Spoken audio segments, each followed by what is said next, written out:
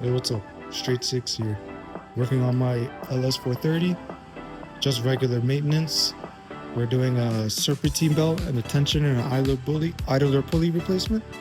So what we had to do to take off the tensioner is that we had to take off the alternator, the power steering, the timing cover, just for us just to get to this tensioner, as you see right over here.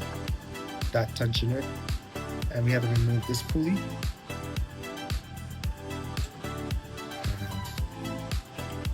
That's how it comes out. So here's the whole tensioner, and here's a job just to take out a tensioner and do a serpentine belt job. Crazy.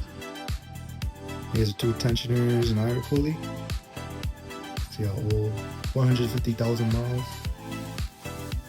Not bad. Still good, but replace it with the brand new parts.